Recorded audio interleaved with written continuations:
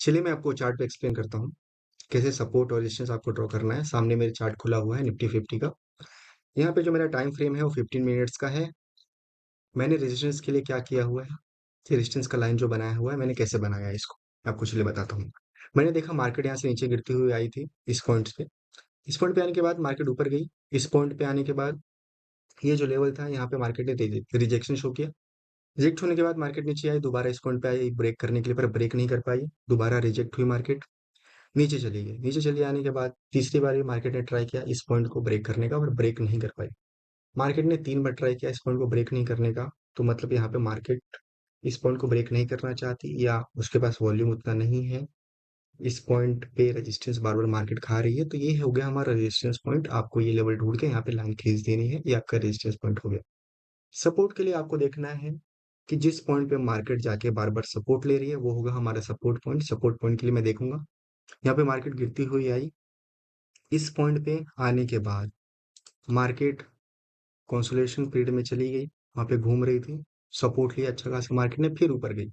ऊपर जाने के बाद देखेंगे ये पॉइंट पे सपोर्ट लिया मार्केट ने।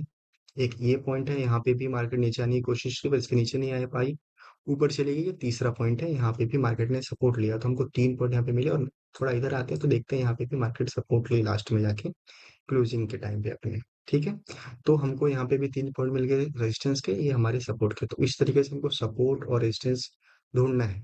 आप बोलेंगे यहाँ पे तो मार्केट ने ब्रेक किया, हाँ ये सपोर्ट था, मार्केट ने इसको ब्रेक किया।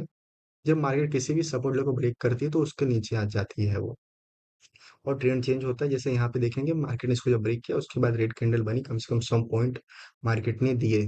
ठीक है, 100 पॉइंट्स का फॉल मार्केट ने दिखाया है यहाँ से। तो ये जो हमारा सपोर्ट था ये ब्रेक हो गया यहाँ से।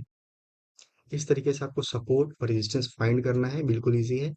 मिनिमम आपको 2 पॉइंट ढूंढने हैं लेवल के, जहाँ पे मार्केट रेजिस्टेंस ले रही हो तो रेजिस्टेंस पॉइंट होगा, जहाँ पे सपोर्ट ले रही है वो सपोर्ट पॉइंट होगा। ठीक है, और कुछ बातों का हमको ध्यान रखना है अपना सपोर्ट और रेजिस्टेंस लगाने के लिए। पहला है टाइम फ्रेम का। आप टाइम फ्रेम 5 मिनट का हो या वीकली हो या 1 डे का हो या आधे घंटे का 1 घंटे का हो, इतना बड़ा टाइम फ्रेम होगा, अगर उस टाइम फ्रेम पे जो लेवल्स पे सपोर्ट और रेजिस्टेंस बन रहा है वो उतना ज़्यादा ही स्ट्रॉन्ग होता है। अगर आप ट्रेड करते हैं सपोर्ट और रेजिस्टेंस पे तो आपको वॉल्यूम का ध्यान रखना है। जितना ज़्यादा वॉल्यूम से ब्रेकआउट होता है या ब्रेक डाउन होता है वो ज़्यादा अच्छा होता है और फेक ब्रेकआउट से आपको बचाएगा।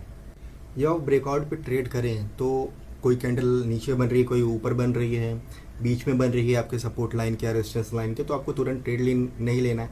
कन्फर्मेशन कैंडल का इंतजार करना है, उसके बाद ही आपको आगे ट्रेड लेना है। तो आपको एसएल भी हिट होगा और आपको लॉस भी हो सकता है वहाँ पे। और ये जो सपोर्ट रेजिस्टेंस होता है इसका जो लेवल होता है आपका, आपने जो ड्रॉ किया हुआ है ये एग्जैक्ट नहीं होता है। थोड़ा मार्जिन दीजिए 10 पॉइंट 15 पॉइंट का, उस मार्जिन में उस लेवल के जोन के बीच में ये घूमेगा।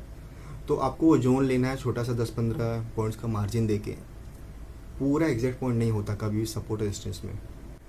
और आपको ये भी याद रखना है जो सपोर्ट रेजिस्टेंस है इसके साथ अगर आप RSI MACD moving average use कर सकते हैं तो इसको यूज़ करिए। पास परफॉर्मेंस की बात करें तो यहाँ से इसने बाउंस बैक किया था, यहाँ से ब्रेक डाउन हुआ था, तो इस बार भी इसकी कोई गारंटी नहीं है।